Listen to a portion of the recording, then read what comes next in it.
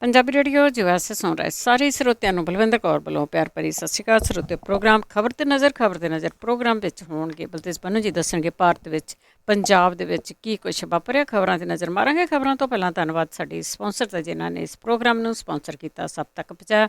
Khalsa insurance agency ਸੈਨੋਜੇ 4082722500 ਕਾਰਾਂ ਦੀ life medical business ਦੀ insurance ਕਰਦੇ ਨੇ। ਕਾਲ ਕਰ ਸਕਦੇ ਹੋ 408 272 2500। ਗੁਰਦੀਪ ਸਿੰਘ ਵਿਰਦੀ ਕਲੋਵਸ, ਤਨਾਮ ਸਿੰਘ ਸ਼ੇਰਗਿੱਲ ਸਲਮਾ, ਮਨਜੀਤ ਸਿੰਘ ਦੀਵਾਨਾ ਫਰਜ਼ਨੋ, ਗੁਰਚਰਨ ਸਿੰਘ ਜੀ ਬੇਕਰਸਫੀਲਡ ਟਰਕੀਆਣਾ ਇਮੀਗ੍ਰੇਸ਼ਨ ਲਾ ਫਰਮ 4159900503। ਬਹੁਤ ਧੰਨਵਾਦ। ਪ੍ਰੋਗਰਾਮ ਨੂੰ ਸਪਾਂਸਰ ਕਰਦੇ ਨੇ। ਸਾਡੇ ਨਾਲ ਜੁੜ ਚੁੱਕੇ ਨੇ ਬਲਤੇਜ ਪੰਨੂ। ਸਤਿ ਸ਼੍ਰੀ ਅਕਾਲ, ਸਵਾਗਤ ਹੈ ਜੀ। ਸਤਿ ਸ਼੍ਰੀ ਅਕਾਲ ਜੀ, ਧੰਨਵਾਦ ਜੀ, ਬਹੁਤ ਮਿਹਰਬਾਨੀ। ਸਭ ਤੋਂ ਪਹਿਲਾਂ ਗੱਲ ਕਰਦੇ ਹਾਂ ਸੁਪਰੀਮ ਕੋਰਟ ਦੀ। ਉਸਨੇ ਇੱਕ ਵਾਰੀ ਫਿਰ ਕੇਂਦਰ ਸਰਕਾਰ ਦੀ ਚੰਗੀ ਤਰ੍ਹਾਂ ਖਿਚਾਈ ਕੀਤੀ ਵੈਕਸੀਨ ਵਾਲੇ ਮਾਮਲੇ 'ਚ। ਦੇਖੋ, ਇਹ ਜਦੋਂ ਜਿਹੜੇ ਫੈਸਲੇ ਨੇ ਉਹ ਇਸ ਤਰ੍ਹਾਂ ਦੇ ਨੇ ਜਿਹਦਾ ਕੋਈ ਤਰਕ ਹੀ ਨਹੀਂ ਦੀਦਾ, ਤਰਕਹੀਣ ਜਿਹੜੇ ਫੈਸਲੇ ਨੇ। ਇੱਕ ਪਾਸੇ ਇਹ ਰੌਲਾ ਪਾਇਆ ਜਾ ਰਿਹਾ ਕਿ ਵਿਸ਼ਵ ਦੀ ਸਭ ਤੋਂ ਵੱਡੀ ਵੈਕਸੀਨੇਸ਼ਨ ਜਿਹੜੀ ਆ ਉਹ ਹੋ ਰਹੀ ਹੈ। ਜੇ ਪ੍ਰਬੰਧਾਂ ਦੀ ਗੱਲ ਕਰੀਏ ਤੇ ਪ੍ਰਬੰਧਾਂ ਦੇ ਨਾਂ ਦੇ ਉੱਤੇ ਕੁਝ ਵੀ ਨਹੀਂ ਹੈਗਾ ਜੀ। ਦਵਾਈ, ਇਲਾਜ, ਆਕਸੀਜਨ, ਵੈਕਸੀਨੇਸ਼ਨ, ਸਾਰੇ ਮਸਲਿਆਂ ਦੇ ਉੱਤੇ ਸੁਪਰੀਮ ਕੋਰਟ ਨੇ ਬਹੁਤ ਤਿੱਖੇ ਸਵਾਲ ਖੜੇ ਕੀਤੇ ਆ। ਜੇ ਤੁਸੀਂ ਇਹਨਾਂ ਸਵਾਲਾਂ ਨੂੰ ਚੰਗੀ ਤਰ੍ਹਾਂ ਘੋਖੋ ਤਾਂ ਇੱਕ ਗੱਲ ਬੜੀ ਕਲੀਅਰ ਜਿਹੜੀ ਉਹ ਦਿਸ ਰਹੀ ਆ ਕਿ ਸੁਪਰੀਮ ਕੋਰਟ ਨੇ ਇੱਕ ਕਿਸਮ ਦੇ ਨਾਲ ਇਹਨਾਂ ਸਵਾਲਾਂ ਦੇ ਰਾਹੀਂ ਇਹ ਦੱਸ ਦਿੱਤਾ ਕਿ ਤੁਹਾਡੇ ਕੋਲੇ ਕੋਈ ਸਿਸਟਮ ਨਹੀਂ ਹੈਗਾ। ਜਿਸ ਸਿਸਟਮ ਦੇ ਰਾਹੀਂ ਤੁਸੀਂ ਲੋਕਾਂ ਨੂੰ ਮਰਨ ਦੇ ਵਾਸਤੇ ਜਿਹੜਾ ਉਹ ਛੱਡਿਆ ਹੋਇਆ। ਵੈਕਸੀਨੇਸ਼ਨ ਨੂੰ ਲੈ ਕੇ ਇਸ ਸੁਣਵਾਈ ਦੇ ਵਿੱਚ ਅਦਾਲਤ ਨੇ ਇਹ ਕਿਹਾ ਕਿ ਸਰਕਾਰੀ ਨੀਤੀਆਂ 'ਚ ਅਸੀਂ ਦਖਲ ਨਹੀਂ ਦੇ ਸਕਦੇ, ਪਰ ਸੰਵਿਧਾਨ ਦੇ ਮੁਤਾਬਕ ਇਹ ਕਿਹਾ ਕਿ ਜਦੋਂ ਕਾਰਜਪਾਲਿਕਾ ਲੋਕਾਂ ਦੇ ਅਧਿਕਾਰਾਂ ਦਾ ਉਲੰਘਣ ਕਰੇ ਤੇ ਫਿਰ ਨਿਆਂਪਾਲਿਕਾ ਤਮਾਸ਼ਾ ਨਹੀਂ ਵੇਖ ਸਕਦੀ ਚੁੱਪ ਰਹਿ ਕੇ। ਇਹ ਵੀ ਕਿਹਾ ਕਿ ਦੇਸ਼ ਦੇ ਵਿੱਚ 18 ਤੋਂ 44 ਸਾਲ ਦੇ ਲੋਕਾਂ ਨੂੰ ਪੇਡ ਵੈਕਸੀਨੇਸ਼ਨ ਦੇ ਫੈਸਲੇ ਦੇ ਉੱਤੇ ਕਿਹਾ ਕਿ ਇਹ ਹਾਸੋਹੀਣਾ ਫੈਸਲਾ। ਕੋਰਟ ਨੇ ਪੁੱਛਿਆ ਕਿ ਜਿਹੜੇ ਕੋਵਿਨ ਐਪ ਦੇ ਉੱਤੇ ਰਜਿਸਟ੍ਰੇਸ਼ਨ ਨੂੰ ਜ਼ਰੂਰੀ ਦੱਸਿਆ ਜਾ ਰਿਹਾ, ਉਹਨੂੰ ਜਿਹੜੇ ਬਲਾਈਂਡ ਲੋਕ ਨੇ ਉਹ ਕਿਸ ਤਰ੍ਹਾਂ ਇਹਨੂੰ ਵਰਤ ਸਕਣਗੇ। ਦੇਸ਼ ਦੀ ਅੱਧੀ ਆਬਾਦੀ ਦੇ ਕੋਲੇ ਮੋਬਾਈਲ ਫੋਨ ਹੈ ਨਹੀਂ ਗੇ, ਤੁਸੀਂ ਉਹ ਵੈਕਸੀਨੇਸ਼ਨ ਕਿਵੇਂ ਕਰਵਾਉਣਗੇ? ਕਿੱਥੋਂ ਉਹ ਜਾ ਕੇ ਆਪਣੀ ਬੁਕਿੰਗ ਜਿਹੜੀ ਹੈ ਉਹ ਕਰਵਾਉਣਗੇ? 6 ਜਿਹੜੇ ਜਵਾਬ ਮੰਗੇ ਨੇ, ਜੇ ਤੁਸੀਂ ਉਹਨਾਂ 6 ਨੂੰ ਧਿਆਨ ਨਾਲ ਸੁਣੋ ਤੇ ਪਤਾ ਲੱਗ ਜੂਗਾ ਕਿ ਸੁਪਰੀਮ ਕੋਰਟ ਨੇ ਐਡੀ ਵੱਡੀ ਖਿਚਾਈ 7 ਸਾਲਾਂ ਦੇ ਵਿੱਚ ਪਹਿਲੀ ਵਾਰੀ ਜਿਹੜੀ ਆ ਉਹ ਕੀਤੀ ਹੈ ਸਰਕਾਰ ਦੀ। ਵੈਕਸੀਨੇਸ਼ਨ ਇਹ ਕਿਹਾ ਕਿ ਸਭ ਤੋਂ ਜ਼ਰੂਰੀ ਹੈ। ਇਹ ਕਿਹਾ ਕਿ ਕੇਂਦਰ ਨੇ ਇਸ ਸਾਲ ਵੈਕਸੀਨੇਸ਼ਨ ਲਈ 35,000 ਕਰੋੜ ਰੁਪਏ ਦਾ ਬਜਟ ਰੱਖਿਆ ਸੀ। ਕੇਂਦਰ ਸਾਨੂੰ ਕਲੀਅਰ ਕਰੇ ਕਿ ਹੁਣ ਤੱਕ ਇਹ ਫੰਡ ਕਿਵੇਂ ਖਰਚੇ ਗਏ ਆ। ਇਹ ਵੀ ਦੱਸਿਆ ਜਾਵੇ ਕਿ 18 ਸਾਲ ਤੋਂ ਲੈ ਕੇ 44 ਸਾਲ ਦੀ ਉਮਰ ਦੇ ਵਾਸਤੇ ਮੁਫਤ ਵੈਕਸੀਨੇਸ਼ਨ ਦੇ ਵਾਸਤੇ ਇਹਦਾ ਵਰਤੋਂ ਕਿਉਂ ਨਹੀਂ ਕੀਤੀ ਗਈ। ਪਹਿਲੇ, ਦੂਜੇ ਤੇ ਤੀਜੇ ਜਿਹੜੇ ਸਟੈਪ ਸੀ ਇਹਨਾਂ ਦੇ ਵਿੱਚ ਕਿੰਨੇ ਲੋਕਾਂ ਨੂੰ ਵੈਕਸੀਨ ਦੇ ਵਾਸਤੇ ਕਿੰਨੇ ਲੋਕ ਆਏ, ਕਿੰਨੇ ਐਲੀਜੀਬਲ ਸੀਗੇ, ਕਿੰਨੇ ਪ੍ਰਤੀਸ਼ਤ ਲੋਕਾਂ ਨੂੰ ਵੈਕਸੀਨ ਲੱਗੀ। ਇਹਦੇ ਚ ਸਿੰਗਲ ਡੋਜ਼, ਡਬਲ ਡੋਜ਼ ਦੋਨੋਂ ਇਨਕਲੂਡ ਕਰਕੇ ਦੱਸੋ। ਇਹ ਵੀ ਦੱਸੋ ਕਿ ਪਿੰਡਾਂ ਦੇ ਵਿੱਚ ਕਿੰਨੀ ਲੱਗੀ, ਸ਼ਹਿਰਾਂ ਦੇ ਵਿੱਚ ਕਿੰਨੀ ਲੱਗੀ, ਪੂਰੇ ਦਾ ਪੂਰਾ ਅੰਕੜਾ ਲੈ ਕੇ ਆਓ। ਕੋਵਿਸ਼ੀਲਡ, ਕੋਵੈਕਸਿਨ, ਸਪੁਟਨਿਕ V ਹੁਣ ਤੱਕ ਕਿੰਨੀ ਵੈਕਸੀਨ ਖਰੀਦੀ ਗਈ, ਵੈਕਸੀਨ ਦੇ ਆਰਡਰ ਦੀ ਡੇਟ ਦੱਸੋ, ਵੈਕਸੀਨ ਦਾ ਕਿੱਥੋਂ ਕਿੰਨਾ ਆਰਡਰ ਦਿੱਤਾ, ਹੁਣ ਤੱਕ ਇਹਦੀ ਕਿੰਨੀ ਸਪਲਾਈ ਹੋਈ, ਡਿਟੇਲ ਲਿਆਓ। ਕੇਂਦਰ ਨੇ ਇਹ ਕਿਹਾ ਕਿ ਇਸ ਸਾਲ ਦੇ ਅੰਤ ਤੱਕ ਦੇਸ਼ ਦੀ ਸਾਰੀ ਵੈਕਸੀਨੇਸ਼ਨ ਯੋਗ ਆਬਾਦੀ ਨੂੰ ਟੀਕਾ ਲੱਗ ਜਾਊਗਾ। ਸੁਪਰੀਮ ਕੋਰਟ ਨੇ ਕਿਹਾ ਸਾਨੂੰ ਦੱਸੋ ਸਰਕਾਰ ਕਦੋਂ, ਕਿਵੇਂ ਪਹਿਲੇ, ਦੂਜੇ ਤੇ ਤੀਜੇ ਜਿਹੜੇ ਸਟੈਪ ਸੀ ਇਹਦੇ ਵਿੱਚ ਬਚੀ ਹੋਈ ਜਨਤਾ ਨੂੰ ਵੈਕਸੀਨੇਟ ਜਿਹੜਾ ਉਹ ਕਰੂਗੀ। ਕੇਂਦਰ ਨੂੰ ਇਹ ਵੀ ਪੁੱਛਿਆ ਗਿਆ ਸੁਪਰੀਮ ਕੋਰਟ ਦੇ ਵੱਲੋਂ, ਸਰਕਾਰ ਆਪਣੀ ਆਬਾਦੀ ਨੂੰ ਮੁਫਤ ਟੀਕਾ ਲਵਾ ਸਕਦੀ ਹੈ? ਇਹੋ ਜਿਹੀ ਸਥਿਤੀ ਦੇ ਵਿੱਚ ਇਹ ਜ਼ਰੂਰੀ ਆ ਕਿ ਰਾਜ ਸਰਕਾਰਾਂ ਇਹਦੇ ਸਬੰਧ ਦੇ ਵਿੱਚ ਕੋਰਟ ਦੇ ਸਾਹਮਣੇ ਸਥਿਤੀ ਸਪਸ਼ਟ ਕਰਨ ਕਿ ਇਸ ਤਰ੍ਹਾਂ ਹੋਣ ਜਾ ਰਿਹਾ ਜਾਂ ਨਹੀਂ। ਰਾਜ ਦੱਸਣ ਕਿ ਉਹ ਫ੍ਰੀ ਵੈਕਸੀਨੇਸ਼ਨ ਦੇ ਸਕਦੇ ਆ ਆਪਣੇ ਜਿਹੜੇ ਬਸ਼ਿੰਦੇ ਨੇ ਉਹਨਾਂ ਨੂੰ। ਜੇ ਨਹੀਂ ਦੇ ਸਕਦੇ, ਕੇਂਦਰ ਦੀ ਸਰਕਾਰ ਦੇ ਕੋਲੇ ਉਹਦਾ ਕੀ ਇੰਤਜ਼ਾਮ ਆ, ਇਹ ਜਿਹੜਾ ਉਹ ਦੱਸਿਆ ਜਾਵੇ। ਕੋਵਿਡ ਵੈਕਸੀਨੇਸ਼ਨ ਪਾਲਿਸੀ ਦੇ ਉੱਤੇ ਕੇਂਦਰ ਦੀ ਸੋਚ ਕੀ ਆ, ਇਹਦੇ ਪੂਰੇ ਦੇ ਪੂਰੇ ਦਸਤਾਵੇਜ਼ ਜਿਹੜੇ ਆ ਉਹ ਅਦਾਲਤ ਦੇ ਸਾਹਮਣੇ ਰੱਖੇ ਜਾਣ। 2 ਹਫ਼ਤੇ ਦਾ ਸਮਾਂ ਦਿੱਤਾ ਸੁਪਰੀਮ ਕੋਰਟ ਨੇ ਇਹਦੇ ਵਾਸਤੇ ਸਾਰਾ ਕੁਝ ਜਿਹੜਾ ਉਹ ਲਿਆ ਕੇ ਦੇਣ ਦੇ ਵਾਸਤੇ। ਹੁਣ ਕੇਂਦਰ ਦੀ ਸਰਕਾਰ ਇਸ ਮਸਲੇ ਦੇ ਉੱਤੇ ਕੀ ਕਰੂਗੀ, ਇਹਨੂੰ ਟਾਲ ਮਟੋਲ ਕਿਵੇਂ ਕਰੂਗੀ, ਕਿਵੇਂ ਸੁਪਰੀਮ ਕੋਰਟ ਤੋਂ ਜਿਹੜਾ ਉਹ ਬਚੂਗੀ, ਇਹ ਬਹੁਤ ਵੱਡੇ ਸਵਾਲ ਨੇ। ਕੁਝ ਵੀ ਹੋਵੇ, ਉਹ ਬੱਚੇ ਲਿਫਾਫੇ 'ਚ ਦੇ ਕੇ ਆਵੇ, ਕੁਝ ਵੀ ਕਰੇ, ਉਹ ਆਪਣੀ ਜਗ੍ਹਾ ਦਿੱਤੇ ਆ, ਪਰ ਸੁਪਰੀਮ ਕੋਰਟ ਦੇ ਵੱਲੋਂ ਇਹ ਕੀਤੀਆਂ ਗਈਆਂ ਟਿੱਪਣੀਆਂ ਨੇ ਅਸਲ ਦੇ ਵਿੱਚ ਜੋ ਇੱਥੇ ਗੋਦੀ ਮੀਡੀਆ ਦੇ ਉੱਤੇ ਦਿਖਾਇਆ ਜਾ ਰਿਹਾ ਉਹ ਤੇ ਸਰਕਾਰ ਦੀ ਅਸਲੀਅਤ ਜਿਹੜੀ ਹੈ ਜੀ ਉਹਦਾ ਐਨ ਨੰਗਾ ਚਿੱਠਾ ਜਿਹੜਾ ਉਹ ਸਾਹਮਣੇ ਰੱਖ ਦਿੱਤਾ। ਜੀ ਬਿਲਕੁਲ, ਐਤਕੀ ਬੜਾ ਵਧੀਆ ਕੰਮ ਕੀਤਾ ਸੁਪਰੀਮ ਕੋਰਟ ਨੇ। ਅੱਗੇ ਆਪਾਂ ਕਈ ਵਾਰੀ ਗੱਲ ਕੀਤੀ ਹੈਗੀ ਆ, ਬੋਲਣ ਤੇ ਪਾਬੰਦੀ ਆ, ਤੁਹਾਨੂੰ ਕੁਝ ਕਹਿਣ ਤੇ ਪਾਬੰਦੀ ਆ, ਤੇ ਇਸੇ ਤਰ੍ਹਾਂ ਹੁਣ ਜਿਹੜਾ ਸਰਕਾਰ ਨੇ ਇਹ ਕਿਹਾ ਕਿ ਰਿਟਾਇਰ ਬੰਦਾ ਕੋਈ ਵੀ ਆ, ਕੋਈ ਕਿਤਾਬ ਹੀ ਨਹੀਂ ਲਿਖ ਸਕਦਾ, ਗੁੰਗੇ ਹੋ ਜਾਓ। ਦੇਖੋ, ਜਿਹੜਾ ਸੋਸ਼ਲ ਮੀਡੀਆ ਦੇ ਉੱਤੇ ਪਾਬੰਦੀ ਵਾਲਾ ਮਸਲਾ ਭਖਿਆ ਹੋਇਆ ਚੱਲ ਰਿਹਾ, ਉਹ ਜਿਉਂ ਦਾ ਤਿਉਂ ਆ। ਸਰਕਾਰ ਸ਼ਿਕੰਜਾ ਕੱਸ ਰਹੀ ਆ, ਕੱਸ ਦੇਣਾ ਉਹਨੇ ਜਿਸ ਤਰੀਕੇ ਦੇ ਨਾਲ ਲੱਗੇ ਹੋਏ ਸਾਰਾ। ਔਰ ਜਿਹੜੇ ਟਵਿੱਟਰ ਵਗੈਰਾ ਖਾਸ ਤੌਰ ਦੇ ਉੱਤੇ ਕਿੰਨੀ ਕੁ ਦੇਰ ਅੜਨਗੇ, ਇਹ ਸਵਾਲ ਹੈ। ਕਿਸੇ ਤਰੀਕੇ ਤੋਂ ਕਿਸੇ ਵੀ ਪਾਸੇ ਤੋਂ ਕੋਈ ਜਿਹੜੀ ਗੱਲ ਹੈ ਉਹ ਨਿਕਲੇ ਨਾ, ਲੋਕਾਂ ਦੀ ਬੋਲਣ ਲਿਖਣ ਦੀ ਆਜ਼ਾਦੀ ਦੇ ਉੱਤੇ ਸਿੱਧਮ ਸਿੱਧਾ ਹਮਲਾ ਜਿਹੜਾ ਉਹ ਕੀਤਾ ਜਾ ਰਿਹਾ। ਹੁਣ ਇੱਕ ਕੇਂਦਰ ਦੀ ਸਰਕਾਰ ਦੇ ਵੱਲੋਂ ਹੋਰ ਨੋਟੀਫਿਕੇਸ਼ਨ ਜਾਰੀ ਕੀਤਾ ਗਿਆ, ਜਿਹਦੇ ਵਿੱਚ ਜਾਂਚ ਜਾਂ ਸੁਰੱਖਿਆ ਦੇ ਨਾਲ ਜੁੜੀ ਕਿਸੇ ਵੀ ਸੰਸਥਾ ਦੇ ਸਾਬਕਾ ਅਧਿਕਾਰੀ ਸਮਰੱਥ ਅਥਾਰਟੀ ਤੋਂ ਮਨਜ਼ੂਰੀ ਲਏ ਬਿਨਾਂ ਸਿੱਧੇ ਤੌਰ ਦੇ ਉੱਤੇ ਕੋਈ ਪ੍ਰਿੰਟ ਨਹੀਂ ਕਰਵਾ ਸਕਦੇ ਕਿਸੇ ਕਿਸਮ ਦੀ ਕੋਈ ਜਿਹੜੀ ਉਹਨਾਂ ਨੇ ਲਿਖਣਾ। ਪਰਸੋਨਲ ਤੇ ਸਿਖਲਾਈ ਵਿਭਾਗ ਨੇ ਜਿਹੜੇ ਵਿਭਾਗਾਂ ਨੂੰ ਨੋਟੀਫਿਕੇਸ਼ਨ ਜਾਰੀ ਕੀਤਾ ਉਹਦੇ ਚ raw, IB, DRI, CIB, ED, NCB, special frontier force, BSF, CRPF, ਇਹ ਸਾਰੀਆਂ ਇਹਦੇ ਵਿੱਚ ਸ਼ਾਮਲ ਨੇ। ਨਿਯਮਾਂ ਦੀ ਉਲੰਘਣਾ ਕਰਨ ਦੇ ਉੱਤੇ ਸਾਬਕਾ ਅਧਿਕਾਰੀਆਂ ਦੀ ਪੈਨਸ਼ਨ ਰੋਕ ਲਈ ਜਾਊਗੀ। ਔਰ ਇਹ ਨਿਯਮ ਜਿਹੜੇ ਆ ਉਹ ਕੇਂਦਰੀ ਸਿਵਲ ਸੇਵਾਵਾਂ ਜਿਹੜੇ ਪੈਨਸ਼ਨ ਸੋਧ ਨਿਯਮ 2020 ਦਾ ਹਿੱਸਾ ਆ। ਔਰ ਇਹਨਾਂ ਸੰਸਥਾਵਾਂ ਦੇ ਵਿੱਚ ਕੰਮ ਕਰਨ ਵਾਲੇ ਜਿਹੜੇ ਸਾਬਕਾ ਅਧਿਕਾਰੀ ਨੇ ਉਹ ਉਹਨਾਂ ਨੂੰ ਪਰਮਿਸ਼ਨ ਜਿਹੜੀ ਆ ਉਹ ਲੈਣੀ ਪਊਗੀ। ਔਰ ਉਹਨਾਂ ਨੇ ਜਦੋਂ ਆਪਣੇ ਕਾਰਜਕਾਲ ਦੇ ਦੌਰਾਨ ਜਿਹੜੀ ਕੋਈ ਵੀ ਜਾਣਕਾਰੀ ਹਾਸਲ ਕੀਤੀ ਆ, ਕਿਸੇ ਤਰ੍ਹਾਂ ਦਾ ਹਵਾਲਾ ਜਾਂ ਆਪਣੇ ਅਹੁਦੇ ਜਾਂ ਕਿਸੇ ਵਿਅਕਤੀ ਦੇ ਬਾਰੇ ਜਾਣਕਾਰੀ ਨਹੀਂ ਦੇ ਸਕਦੇ। ਨੋਟੀਫਿਕੇਸ਼ਨ ਦੇ ਵਿੱਚ ਇਹ ਵੀ ਕਿਹਾ ਗਿਆ ਕਿ ਸਮੱਗਰੀ ਦੇ ਵਿੱਚ ਸੰਵੇਦਨਸ਼ੀਲ ਜਾਣਕਾਰੀ ਦੇ ਹਵਾਲੇ ਜਿਹੜੀ ਭਾਰਤ ਦੀ ਪ੍ਰਭੂ ਸੱਤਾ ਤੇ ਅਖੰਡਤਾ ਤੇ ਅਸਰ ਪਾਉਣ, ਸੁਰੱਖਿਆ ਰਣਨੀਤੀ, ਸਰਕਾਰ ਦੇ ਵਿਗਿਆਨ ਜਾਂ ਆਰਥਿਕ ਹਿੱਤ ਜਾਂ ਵਿਦੇਸ਼ ਨਾਲ ਸੰਬੰਧ ਜਾਂ ਅਪਰਾਧ ਨੂੰ ਉਤਸ਼ਾਹਿਤ ਕਰਨ, ਇਹਦੀ ਜਾਣਕਾਰੀ ਨਹੀਂ ਦਿੱਤੀ ਜਾ ਸਕਦੀ। ਇਹ ਆਪਣੇ ਆਪ ਦੇ ਵਿੱਚ ਕਿਸੇ ਨੂੰ ਇਹ ਲੱਗਦਾ ਹੋਵੇ ਕਿ ਛੋਟੀ ਮੋਟੀ ਗੱਲ ਹੈ, ਇਹ ਬਹੁਤ ਵੱਡੀ ਗੱਲ ਹੈ। ਇਹ ਜਿਹੜਾ ਸੰਘੀ ਘੁੱਟ ਦਿੱਤੀ ਗਈ ਹੈ, ਕਿਉਂਕਿ ਜਿਹੜੇ ਅਕਸਰ ਆਫੀਸਰ ਨੇ ਜਾਂ ਜਿਹੜੇ ਰਿਟਾਇਰ ਹੋਣ ਵਾਲੇ ਲੋਕ ਨੇ ਉਹ ਆਪਣੀ ਜ਼ਿੰਦਗੀ ਦੇ ਤਜਰਬੇ ਜਿਹੜੇ ਉਹ ਸਾਂਝੇ ਕਰਦੇ ਨੇ ਆਪਣੀ ਆਟੋਬਾਇਓਗ੍ਰਾਫੀ ਦੇ ਨਾਲ। ਕਿਸੇ ਵੀ ਵਿਅਕਤੀ ਦੀ ਜਿਹੜੀ ਆਟੋਬਾਇਓਗ੍ਰਾਫੀ ਆ ਉਹਦੀ ਜਿਹੜੀ ਪਰਸਨੈਲਿਟੀ ਆ ਉਹਨੂੰ ਜਾਣਨ ਦੇ ਵਾਸਤੇ ਬਹੁਤ ਸਾਰੀਆਂ ਇਸ ਤਰ੍ਹਾਂ ਦੀਆਂ ਕਿਤਾਬਾਂ ਦੀ ਗੱਲ ਕੀਤੀ ਜਾ ਸਕਦੀ ਹੈ, ਆਟੋਬਾਇਓਗ੍ਰਾਫੀ ਦੀ ਗੱਲ ਕੀਤੀ ਜਾ ਸਕਦੀ ਹੈ, ਜਿਹੜੀਆਂ ਕਿ ਸਿਲੇਬਸ ਦਾ ਪਾਰਟ ਨੇ। ਹੁਣ ਦੋ ਚੀਜ਼ਾਂ ਨੇ, ਇੱਕ ਪਾਸੇ ਉੱਤਰ ਪ੍ਰਦੇਸ਼ ਦੇ ਵਿੱਚ ਕਿਤਾਬਾਂ ਦੇ ਵਿੱਚ ਇਹ ਲਾ ਦਿੱਤਾ ਗਿਆ ਕਿ ਜਿਹੜਾ ਸਿਲੇਬਸ ਆ ਉੱਥੋਂ ਦਾ ਬੱਚਿਆਂ ਦਾ ਸਕੂਲਾਂ ਦਾ, ਉਹਦੇ ਵਿੱਚ ਲਾਲਾ ਰਾਮਦੇਵ ਤੇ ਯੋਗੀ ਆਦਿੱਤਿਆਨਾਥ ਦੇ ਬਾਰੇ ਚ ਪੜ੍ਹਾਇਆ ਜਾਊਗਾ।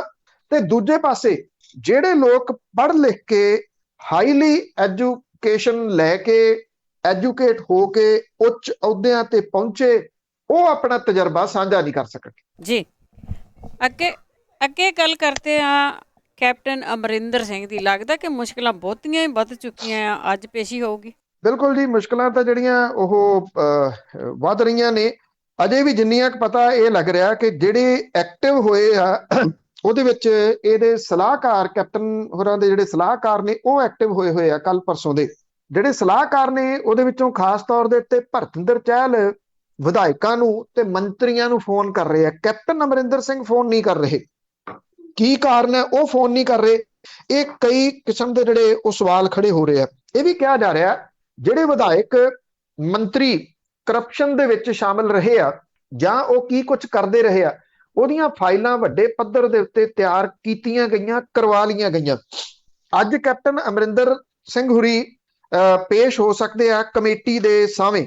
3 ਮੈਂਬਰੀ ਜਿਹੜੀ ਇਹ ਕਮੇਟੀ ਆ ਪਿਛਲੇ 3 ਦਿਨ ਤੋਂ ਲਗਾਤਾਰ ਪੰਜਾਬ ਦੇ ਵਿਧਾਇਕਾਂ, ਮੰਤਰੀਆਂ, ਰਾਜ ਸਭਾ ਮੈਂਬਰਾਂ, ਲੋਕ ਸਭਾ ਮੈਂਬਰਾਂ, ਸਾਬਕਾ ਵਿਧਾਇਕਾਂ ਦੇ ਨਾਲ ਗੱਲਬਾਤ ਜਿਹੜੀ ਉਹ ਕਰ ਰਹੀ ਹੈ, ਉਹਨਾਂ ਤੋਂ ਸੁਣ ਰਹੀ ਹੈ। ਪੂਰਾ ਪੂਰਾ ਦਿਨ ਇਹ ਗੱਲਬਾਤ ਜਿਹੜੀ ਉਹ ਜਾਰੀ ਰਹਿੰਦੀ ਆ। ਕੱਲ ਰਾਜ ਸਭਾ ਮੈਂਬਰ ਪ੍ਰਤਾਪ ਸਿੰਘ ਬਾਜਵਾ, ਸ਼ਮਸ਼ੇਰ ਸਿੰਘ ਦੂਲੋ ਜਿਹੜੇ ਸੀਗੇ ਉਹ ਪੇਸ਼ ਹੋਏ।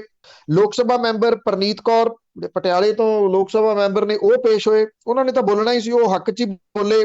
ਕੈਪਟਨ ਅਮਰਿੰਦਰ ਸਿੰਘ ਹੋਰਾਂ ਦੇ ਐਚ.ਐਸ. ਹੰਸਪਾਲ ਜ਼ਿਆਦਾ ਕੁਝ ਨਹੀਂ ਬੋਲੇ। ਪ੍ਰਤਾਪ ਸਿੰਘ ਬਾਜਵਾ, ਸ਼ਮਸ਼ੇਰ ਸਿੰਘ ਦੂਲੋ ਹੋਰਾਂ ਨੇ ਜਿਹੜੇ ਕਿ ਲਗਾਤਾਰ ਬੋਲਦੇ ਰਹੇ ਆ, ਉਹਨਾਂ ਨੇ ਸਾਰੇ ਜਿਹੜੇ ਜੀ ਉਹ ਪੋਤੜੇ ਫਰੋਲ ਕੇ ਰੱਖੇ। ਇਹ ਵੀ ਪਤਾ ਲੱਗਾ ਕਿ ਕੈਪਟਨ ਅਮਰਿੰਦਰ ਸਿੰਘ ਦੇ ਨੇੜੇ ਸਮਝੇ ਜਾਂਦੇ ਦੋ ਜਿਹੜੇ ਮੰਤਰੀ ਆ, ਉਹਨਾਂ ਨੇ ਵੀ ਕੈਪਟਨ ਅਮਰਿੰਦਰ ਸਿੰਘ ਦੀ ਕਾਰਜਸ਼ੈਲੀ ਦੇ ਉੱਤੇ ਵੱਡੇ ਸਵਾਲ ਖੜੇ ਕੀਤੇ, ਜਿਹੜਾ ਕੈਪਟਨ ਖੇਮੇ ਦੇ ਵਾਸਤੇ ਇੱਕ ਵੱਡਾ ਸਵਾਲ ਹੈ। ਹੁਣ ਕੈਪਟਨ ਦੇ ਨਾਲ ਇਸ ਵੇਲੇ ਅਫਸਰ ਨੇ ਤੇ ਜਾਂ ਉਹਦੇ ਸਲਾਹਕਾਰ ਨੇ, ਅਦਰਵਾਈਜ਼ ਬਹੁਤੇ ਜਿਹੜੇ ਆ ਵਿਧਾਇਕ ਉਹ ਵਿਰੋਧ ਦੇ ਵਿੱਚ ਭੁਗਤੇ ਆ। ਸਾਰਿਆਂ ਨੇ ਇੱਕ ਗੱਲ ਜਿਹੜੀ ਆ ਉਹ ਇੱਕ ਸੁਰ ਹੋ ਕੇ ਕਹੀ ਆ, ਅਫਸਰਸ਼ਾਹੀ ਸਾਡੀ ਨਹੀਂ ਸੁਣਦੀ, ਉਹ ਸੁਣਦੀ ਅਕਾਲੀ ਦਲ ਦੀ। ਤੇ ਜਿਹੜਾ ਵੱਡਾ ਮੁੱਦਾ ਇਹ ਉੱਠਾ ਰਿਹਾ ਕਿ ਬਾਦਲ ਪਰਿਵਾਰ ਨੂੰ ਬਚਾਉਣ ਦੇ ਯਤਨ ਨੇ, ਇਹ ਲਗਭਗ ਸਾਰਿਆਂ ਨੇ ਹੀ ਕਹਿਤਾ, ਕੋਈ ਇੱਕ ਅੱਧਾ ਪ੍ਰਨੀਤ ਕੌਰ ਹੋਰਾਂ ਵਰਗਾ ਲੋਕ ਸਭਾ ਮੈਂਬਰ ਉਹਨੂੰ ਛੱਡ ਕੇ। ਇਹ ਵੀ ਕਿਹਾ ਗਿਆ ਕਿ ਜਿਹੜੀ ਕੱਲ ਮੰਤਰੀ ਮੰਡਲ ਦੀ ਮੀਟਿੰਗ ਸੀ, ਉਹਦੇ ਵਿੱਚ ਵੀ ਸਿੱਧਾ ਇਹਦਾ ਅਸਰ ਦਿਸ ਰਿਹਾ ਸੀਗਾ, ਕਿਉਂਕਿ ਇਹ ਮੀਟਿੰਗ ਬੜੀ ਤੱਤ ਭੜੱਤੀ ਦਵਾ ਦਵ ਕੁਝ ਮਿੰਟਾਂ ਦੇ ਵਿੱਚ ਖਤਮ ਕਰ ਦਿੱਤੀ ਗਈ। ਵੀ ਇਹਨੂੰ ਲੰਮਾ ਨਹੀਂ, ਵੀ ਉਹਨਾਂ ਲੱਗਦਾ ਹੈ, ਡਰ ਇਹ ਲੱਗਦਾ ਸੀਗਾ ਵੀ ਕਿਤੇ ਇਸ ਮੀਟਿੰਗ ਦੇ ਵਿੱਚ ਜਿਹੜੇ ਮੰਤਰੀ ਸ਼ਿਕਾਇਤਾਂ ਕਰਕੇ ਆਏ ਆ ਉਹ ਬੋਲਣਾ ਨਾ ਸ਼ੁਰੂ ਕਰ ਦੇਣ। ਇਸ ਕਰਕੇ ਇਹਨੂੰ ਮੀਟਿੰਗ ਨੂੰ ਨਾਲ ਦੀ ਨਾਲ ਜਿਹੜਾ ਉਹ ਲਪੇਟ ਲਿਆ ਗਿਆ।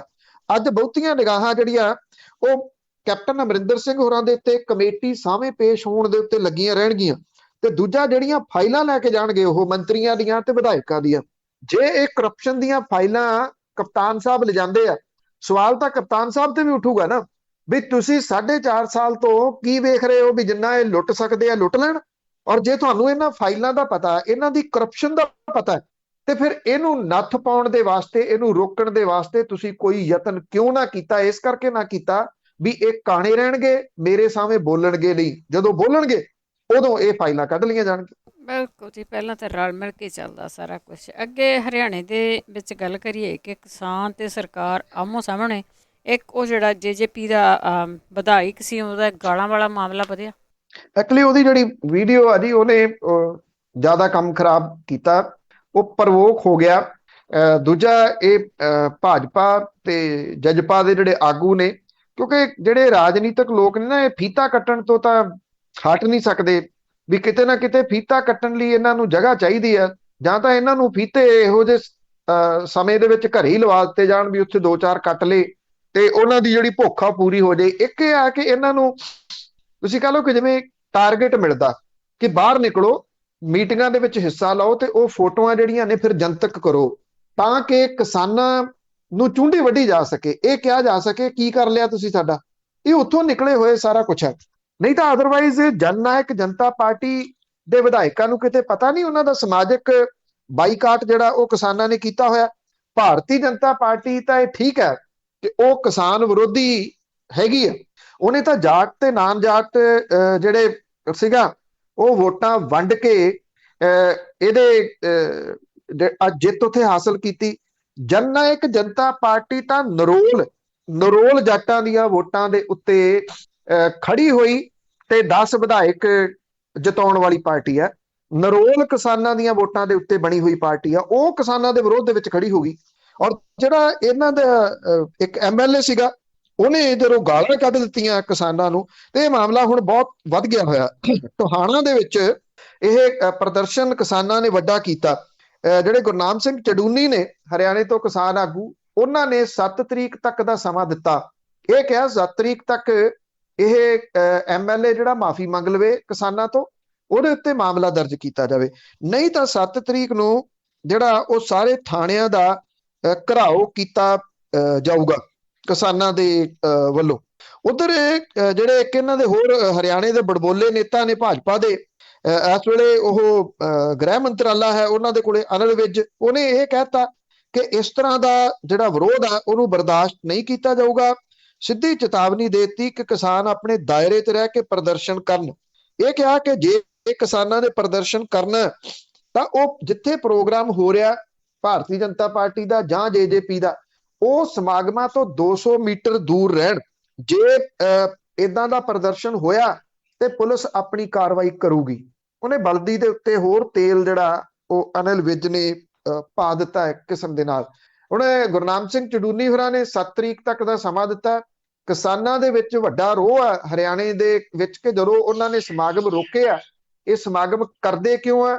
ਤੇ ਗੱਡੀ ਦੇ ਉੱਤੇ ਖੜੋ ਕੇ ਜੇ ਕੋਈ ਗਾਲਾਂ ਕੱਢ ਕੇ ਜਿਹੜਾ ਉਹ ਜਾ ਸਕਦਾ, ਉਹੀ ਉਸ ਪਾਰਟੀ ਦਾ MLA ਜਿਹੜੀ ਕਿ ਪਾਰਟੀ ਖੜੀ ਹੀ ਕਿਸਾਨਾਂ ਦੇ ਸਿਰ ਤੇ ਹੋਈ ਆ, ਉਹ ਇਹ ਸੋਚਦੇ ਆ ਵੀ ਫਿਰ ਤਾਂ ਕੁਝ ਵੀ ਜਿਹੜਾ ਉਹ ਹੋ ਸਕਦਾ। ਸੋ ਇਹ ਮਾਮਲਾ ਜਿਹੜਾ ਹਰਿਆਣੇ ਦੇ ਵਿੱਚ ਵਾਵਾ ਵੱਧ ਗਿਆ ਹੋਇਆ ਜੀ। ਬਿਲਕੁਲ ਜੀ, ਇਹਨਾਂ ਦੇ ਵੀ ਜਿਹੜੀ ਸਿਰ ਚੜ ਕੇ ਕੁਰਸੀ ਬੋਲਦੀ ਆ ਨਾ। ਅੱਗੇ ਗੱਲ ਕਰਦੇ ਹਾਂ ਸੰਗਰੂਰ ਦੇ ਲਾਗੇ ਪਿੰਡ ਭਵਾਨੀਗੜ੍ਹ ਦੀ, ਉੱਥੇ ਇੱਕ ਕਰੋਨਾ ਪੋਜ਼ਿਟਿਵ ਗ੍ਰੰਥੀ ਸੀ, ਉਸਨੇ ਦੇਗ ਵਰਤਾਈ ਤੇ ਵੱਡਿਆਂ ਨੂੰ ਭੱਜਣਾ। ਦੇਖੋ ਜੇ ਜਿਹੜਾ ਇੱਥੇ ਜ਼ਿਆਦਾ ਕੰਮ ਖਰਾਬ ਹੋਣ ਦਾ ਨਾ ਜੀ ਇੱਕ ਰੀਜ਼ਨ ਇਹੀ ਰਿਹਾ ਕਿ ਲੋਕ ਜਿਹੜੇ ਨੇ ਉਹ ਮੰਨਦੇ ਨਹੀਂ ਕਿਸੇ ਗੱਲ ਨੂੰ। ਹੁਣ ਵੀ ਜਿੱਥੇ ਜਿੱਥੇ ਲੋਕਡਾਊਨ ਲੱਗਿਆ ਸੀਗਾ ਕੰਪਲੀਟ, ਜਿਵੇਂ ਜਿਵੇਂ ਇਹ ਅਨਲੌਕ ਹੋ ਰਿਹਾ ਖੁੱਲ ਰਿਹਾ, ਉੱਥੇ ਲੋਕਾਂ ਦੀ ਭੀੜ, ਬਾਜ਼ਾਰਾਂ ਦੇ ਵਿੱਚ ਭੀੜ ਭੜੱਕਾ, ਜਿਹੜੀ ਸੋਸ਼ਲ ਡਿਸਟੈਂਸ ਹੈ ਉਹਨੂੰ ਧਿਆਨ ਦੇ ਵਿੱਚ ਨਾ ਰੱਖਣਾ ਇੱਕ ਪ੍ਰਮੁੱਖ ਹੈ। ਔਰ ਅਜੇ ਵੀ ਲੋਕਾਂ ਦੇ ਉੱਤੇ ਕੋਈ ਸਿਹਤ ਦੇ ਉੱਤੇ ਅਸਰ ਨਹੀਂ ਜਿਹੜਾ ਦਿਸ ਰਿਹਾ ਇਸ ਚੀਜ਼ ਦਾ ਕਿ ਮੁਲਕ ਕਿਹੋ ਜਿਹੇ ਹਾਲਾਤਾਂ ਦੇ ਵਿੱਚੋਂ ਲੰਘਿਆ ਤੇ ਲੰਘ ਰਿਹਾ, ਜਿੱਥੇ ਉਹਨਾਂ ਦੇ ਇਲਾਜ ਦੇ ਵਾਸਤੇ ਵੀ ਕੁਝ ਨਹੀਂ, ਆਪਾਂ ਸੁਪਰੀਮ ਕੋਰਟ ਦੀ ਸਾਰੀ ਸਾਂਝਾ ਕਰਕੇ ਹਟੇ ਆ। ਲੋਕ ਅਜੇ ਵੀ ਇਸ ਮਾਮਲੇ ਦੇ ਉੱਤੇ ਆਪਣੀ ਕੋਈ ਰਿਸਪੌਂਸਿਬਿਲਿਟੀ ਸਮਝਣ ਦੇ ਵਾਸਤੇ ਤਿਆਰ ਨਹੀਂ, ਇੰਡੀਵਿਜੂਅਲ ਵੀ ਤੇ ਓਵਰਆਲ ਵੀ। ਇਹ ਤੇ ਸਕਰੌਦੀ ਪਿੰਡ ਪੈਂਦਾ ਭਵਾਨੀਗੜ੍ਹ ਦੇ ਨਾਲ ਹੀ, ਉੱਥੇ ਗੁਰਦੁਆਰੇ ਦਾ ਜਿਹੜਾ ਗ੍ਰੰਥੀ ਸੀਗਾ ਉਹ ਕਰੋਨਾ ਪੋਜ਼ਿਟਿਵ ਹੋਣ ਦੇ ਬਾਵਜੂਦ ਉਹਨੇ ਦਿੱਲੀ ਮੋਰਚੇ ਦੇ ਵਿੱਚ ਸ਼ਾਮਲ ਇੱਕ ਕਿਸਾਨ ਆਗੂ ਕਰਮਜੀਤ ਸਿੰਘ ਗਰੇਵਾਲ, ਉਹਦੀ ਮੌਤ ਹੋ ਗਈ ਸੀਗੀ। ਉਹਦੇ ਭੋਗ ਦੇ ਦੌਰਾਨ ਉਹਨੇ ਦੇਗ ਵਰਤਾਈ ਔਰ ਹੁਣ ਸਿਹਤ ਵਿਭਾਗ ਨੂੰ ਭਾਜਣਾ ਪੈ ਗਈਆਂ। ਗ੍ਰੰਥੀ ਦੇ ਸੰਪਰਕ ਦੇ ਵਿੱਚ ਜਿਹੜੇ ਰਹੇ ਵਿਅਕਤੀ ਨੇ ਤੇ ਭੋਗ ਦੇ ਵਿੱਚ ਸ਼ਾਮਲ ਹੋਣ ਵਾਲੇ ਜਿਹੜੇ ਲੋਕ ਨੇ, ਉਹਨਾਂ ਨੂੰ ਪਰੇਸ਼ਾਨੀ ਦਾ ਸਾਹਮਣਾ ਕਰਨਾ ਪੈ ਸਕਦਾ। ਪਿੰਡ ਸਕਰੌਦੀ ਦਾ ਜਿਹੜਾ ਗ੍ਰੰਥੀ ਜੁਗਰਾਜ ਸਿੰਘ ਹੈ, ਉਹਨੇ ਕਰੋਨਾ ਟੈਸਟ 2 ਦਿਨ ਪਹਿਲਾਂ ਕਰਵਾਇਆ ਸੀਗਾ। ਉਹਦੇ 1 ਤਰੀਕ ਨੂੰ ਸ਼ਾਮ ਨੂੰ ਜਿਹੜੀ ਰਿਪੋਰਟ ਦੇ ਵਿੱਚ ਉਹ ਪੋਜ਼ਿਟਿਵ ਪਾਇਆ ਗਿਆ ਔਰ ਉਸ ਦਿਨ ਉਹ ਭੋਗ ਦੇ ਵਿੱਚ ਦੇਗ ਵੰਡਣ ਦੀ ਸੇਵਾ ਜਿਹੜੀ ਉਹ ਕਰ ਰਿਹਾ ਸੀ। ਇਹਦੇ ਵਿੱਚ ਜਿਹੜੇ ਨਾਮਵਰ ਲੋਕ ਸ਼ਾਮਲ ਸੀ ਜਿਨ੍ਹਾਂ ਨੇ ਦੇਗ ਲਈ ਭੋਗ ਦੇ ਵਿੱਚ ਸ਼ਾਮਲ ਸੀਗੇ, ਉਹਦੇ ਵਿੱਚ ਕੈਬਨਿਟ ਮੰਤਰੀ ਵਿਜੇਂਦਰ ਸਿੰਗਲਾ, ਸਾਬਕਾ ਸੰਸਦੀ ਸਕੱਤਰ ਪ੍ਰਕਾਸ਼ ਚੰਦ ਗਰਗ, ਭਾਰਤੀ ਕਿਸਾਨ ਯੂਨੀਅਨ ਦੇ ਜ਼ਿਲ੍ਹਾ ਪ੍ਰਧਾਨ ਸੁਰਜੀਤ ਸਿੰਘ ਫਤਿਹਗੜ੍ਹ ਤੇ ਉਹਦੇ ਬਾਕੀ ਹੋਰ ਰਿਸ਼ਤੇਦਾਰ ਕਿਸਾਨ ਦੇ ਜਿਹੜੇ ਉਹ ਹਾਜ਼ਰ ਸੀਗੇ। ਜਿਹੜਾ ਸਿਹਤ ਵਿਭਾਗ ਹੈ ਉਹ ਇਹ ਕਹਿੰਦਾ ਹੈ ਕਿ ਗ੍ਰੰਥੀ ਦੀ 1 ਜੂਨ ਨੂੰ ਰਿਪੋਰਟ ਇਹ ਪੋਜ਼ਿਟਿਵ ਆਉਣ ਤੋਂ ਬਾਅਦ ਸਿਹਤ ਵਿਭਾਗ ਦੀ ਟੀਮ ਨੇ ਉਹਨੂੰ ਜਿਹੜਾ ਇਹ ਆਖਿਆ ਸੀਗਾ ਕਿ ਉਹ ਆਪਣੇ ਆਪ ਨੂੰ ਕੁਆਰੰਟਾਈਨ ਕਰ ਲਵੇ ਤੇ ਸਿਹਤ ਟੀਮ ਨੇ ਗ੍ਰੰਥੀ ਦੇ ਸੰਪਰਕ ਦੇ ਵਿੱਚ ਰਹੇ ਜਿਹੜੇ ਵਿਅਕਤੀ ਸੀ ਉਹਨਾਂ ਦੀ ਸੈਂਪਲਿੰਗ ਸ਼ੁਰੂ ਕਰਤੀ ਸੀ। ਉਹ ਸਿਹਤ ਵਿਭਾਗ ਦੇ ਵੱਲੋਂ ਦਿੱਤੇ ਗਏ ਜਿਹੜੇ ਨਿਰਦੇਸ਼ ਸੀ ਉਹਨਾਂ ਨੂੰ ਅਣਗੌਲਿਆਂ ਕਰਕੇ ਭੋਗ ਦੇ ਉੱਤੇ ਚਲੇ ਗਿਆ। ਭੋਗ ਦੇ ਉੱਤੇ ਜਾ ਕੇ ਉਹ ਟਿਕਿਆ ਨਹੀਂ, ਉੱਥੇ ਜਾ ਕੇ ਦੇਗ ਵਰਤਾਉਣ ਜਿਹੜਾ ਉਹ ਲੱਗ ਪਿਆ। ਹੁਣ ਜਿਨ੍ਹਾਂ ਨੇ ਦੇਗ ਲਈ ਉਹਨਾਂ ਨੂੰ ਕਈ ਘੰਟਿਆਂ ਬਾਅਦ ਜਿਹੜਾ ਇਸ ਗੱਲ ਦਾ ਪਤਾ ਲੱਗਾ ਵੀ ਉਹ ਬੰਦਾ ਤਾਂ ਪੋਜ਼ਿਟਿਵ ਸੀਗਾ।